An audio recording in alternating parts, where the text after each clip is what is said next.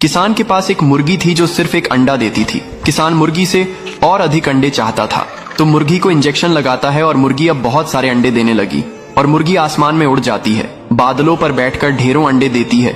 गांव अंडों से भर गया, शहर में भी अंडों की बारिश हो गई, लोग परेशान हो गए। तभी रेस्क्यू टीम आकर मुर्गी को पकड़ लेती है और फिर डॉक्टर मुर्गी का इलाज करते हैं। मुर्गी ठीक हो जाती है, फिर रोने लगती है। फिर लाइक सब्सक्राइब नहीं किया। एक गांव में बहुत सारे मुर्गी थे, लेकिन एक किसान हर दिन एक मुर्गी का चिकन बेचता था।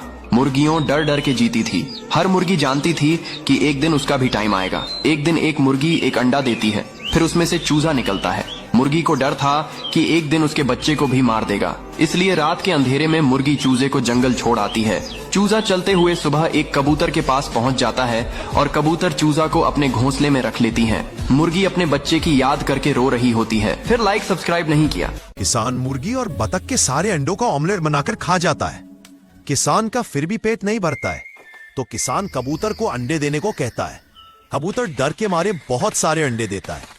फिर किसान उन अंडों का ऑमलेट बर्गर बनाकर खा जाता है। किसान का पेट भर जाता है, लेकिन अब किसान के पेट में बहुत दर्द होने लगता है, तो किसान कबूतर को मारकर भगा देता है।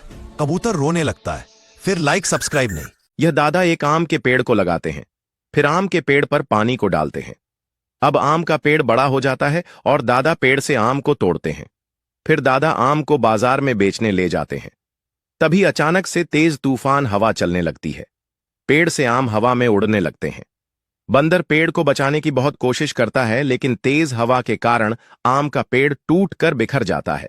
फिर बंदर बहुत रोने लगता है, क्योंकि किसी ने लाइक सब्सक्राइब नहीं किया। एक गांव में एक सुंदर सफेद कबूतर रहता था। एक दिन उसे एक सूखा नारियल मिला। वह उसे अपनी चोंच में उठाकर एक शांत सी जगह ले गया और मिट्टी में दबा दिया। कुछ दिनों बाद बारिश आई और नारियल से एक नन्हा सा पौधा निकल आया। कबूतर रोज उस पौधे के पास जाता, उसके पत्तों की सफाई करता और प्यार से चहचहाता समय बीता, और वह पौधा एक हरा भरा नारियल का पेड़ बन गया। अब वह पेड़ कबूतर को छाया और मीठा नारियल पानी देता। जंगल के सारे पक्षी उसकी छाया में खेलते। ऐसी वीडियो देखने के लिए चैनल को सब्सक्राइब करो।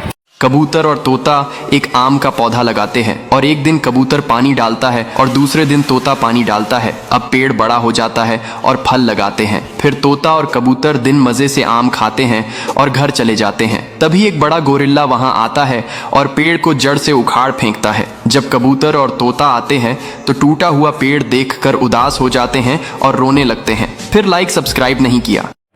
किसान और एक बड़ा कबूतर मिलकर एक रॉकेट बना रहे थे। कुछ दिनों के मेहनत के बाद रॉकेट बनके तैयार हो जाता है। तभी कबूतर रॉकेट में बैठ के ऊपर जाने लगता है।